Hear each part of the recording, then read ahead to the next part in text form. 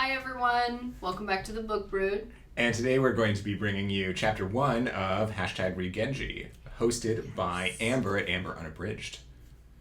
Amber was kind enough to send us this copy because the copy we bought was like very small.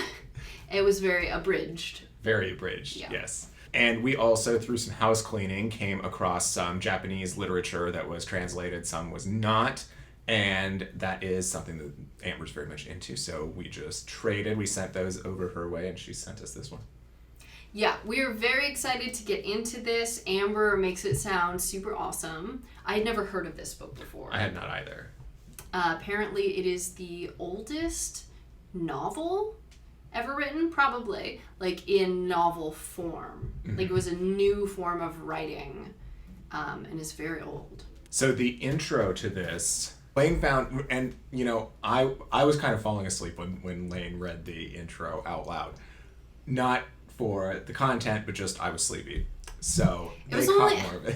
It was 4:30 in the morning. I don't know why you weren't bright-eyed and bushy-tailed. The introduction was like 10 pages or so in the beginning, and it was actually fascinating. It was told by the translator, talking about the process of translating and the different translations that have been done before and the differences between them. And you could tell that the translator loved this novel and even stated like he had read it so many times when he was a, young person, and didn't want to offend the original translator that he used to read. But he's like, some of the choices, were questionable. Like the previous translation had been expanded. Like the translator had expanded on the novel instead of just highlighting the original author's intent. And this translator tried much harder to just stick to the just translating, not adding, not subtracting, just translating. Right, because there's footnotes in there about how, anyone can correct me if I'm wrong in this, but I believe the Japanese language leans heavily on poems or well-known sayings and things like that in just general communication. So there'll be these footnotes that say this is referring to this work. At least in the this time that this was written, that was true of the language. I don't know if like modern, because even in the introduction it said like modern speakers of Japanese would probably still struggle because they won't get all these references. They're so specific to the time and place. Okay, right. Because the nobility in this time and place referenced these little tiny poems, these sonnets, almost like idioms. Yeah, exactly. Yeah. Great example. And it was just all the time. So if someone came over to your house and you were trying to ask how you are, they would often respond like with one of these little poems. And then if you're trying to like empathize with them, you might reference like a line out of another different poem. Like just like communicating through other people's words and like little snippets of other people's words. It's so interesting. So chapter 1, the overall gist of it is it's the story of Genji's birth and young childhood, or up to the point of him reaching his manhood, which is like 10. Yeah, he's very young. Which was interesting how they counted how old you are. They don't count from the day you were born, but how many years you've seen. So if you're born in December and when January rolls around or whatever, you would technically be another year older. So yeah, there was a footnote about that and about how age was calculated. Yeah, and so general rule, you subtract 1 to 2 years, and that would be their age as we track it today. Yeah. So the story opens with this emperor, and he's in love or infatuated with this noble woman, and he's showing her so much attention that every other noble lady or consort or all of these other courtiers or whatever are super jealous, and they don't like that he's spending all his time with her. Mm-hmm. And so she gets targeted by these other women, but all that does is just make the emperor like embrace Cling her on more. more, Yeah. Well, and they kept referencing, like, remember what happened in China. The whole downfall of the dynasty or whatever was because, the emperor fell in love with one person and then was completely distraught when something happened, Mm-hmm. which is kind of, I don't know, foreshadowing or whatever, because Yeah. it's kind of like almost what happens. Genji's mother is that consort, and she, gives birth to Genji. And even though it's not the emperor's first son, it's the most beautiful son. Yes. Yeah. The insinuation that physical beauty is the sign of your overall worth Oh yeah. is so heavy-handed in this. What was it? The emperor called 3 wise men, one from Japan, one from Korea, and one from India, and they all agreed that because Genji's beauty was so amazing that he deserved to be ruler of everyone. It was almost as if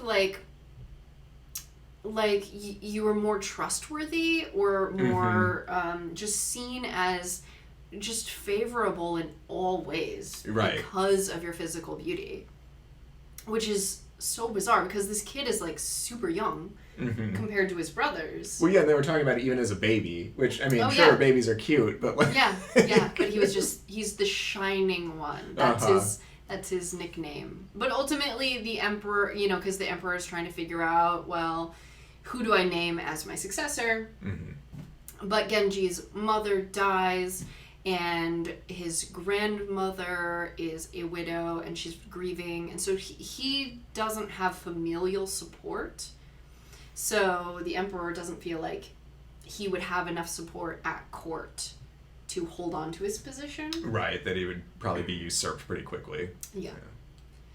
So he was not made the crown prince or whatever, but he does come of age in the later half of this first chapter. He becomes a man at age 12. Well, he's also great at everything he does too. So it's like original Gary Stu here almost. Right, he is really good at poetry, and apparently, because everyone speaks in poetry, and if you can't, just make up poems and compose them, I guess that's the word, compose them and remember them and speak with, beautiful lyrical poetry, then nobody wants to talk to you. It's interesting how, like, tropey it is. Almost. Yeah. But, like, it precedes the trope. Right. Okay, so, basically, after Genji becomes a man at age 12, which really means he's probably only 10, he is married very quickly to a teenage girl. And this is kind of setting up Genji with one political party because he marries into that family. But his brother, who is the crown prince, is married into the other political party family. So he's really setting them up as rivals really early, which is interesting.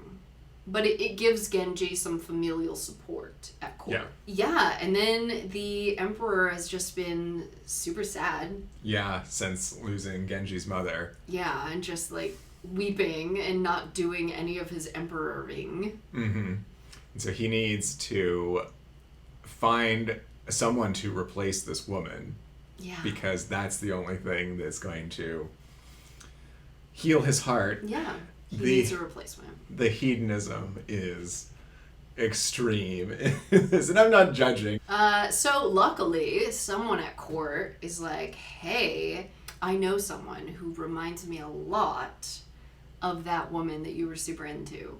She's like your second cousin, or like, I don't remember the math, but like, is it first cousin? But somehow very related to you. But I think you'll totally like her. And he does. And now he's obsessed with this woman. Yeah, completely forgot about Genji's mother. And tells Genji to treat her Yeah. as if that's your mother, because she reminds me so much of your mother. You should see her as your mother. And then once Genji comes of age, he's not allowed to treat this person like his mother anymore. And Which is fine because he's kind of into her. Uh-huh. Super weird. So that's chapter 1. That's chapter 1, and with the amount of book that we've got left, there's going to be some drama.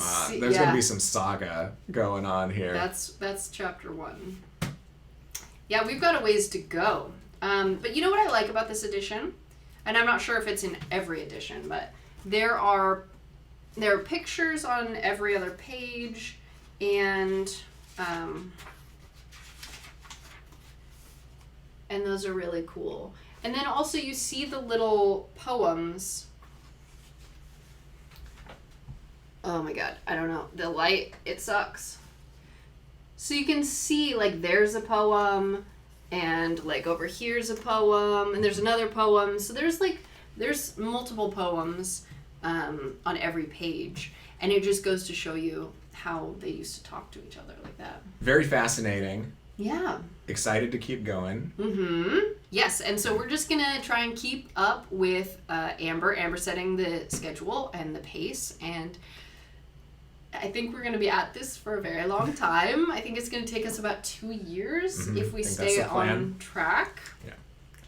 But it'll be a fun project, and we hope you stick with us all the way through. Absolutely. And it is still super early if you want to jump in and join us. Absolutely. That would be fantastic. And definitely check out Amber's channel, because she has all of the information about the history of this time and place and knows a lot more about it than we do. See you in the next one. Bye.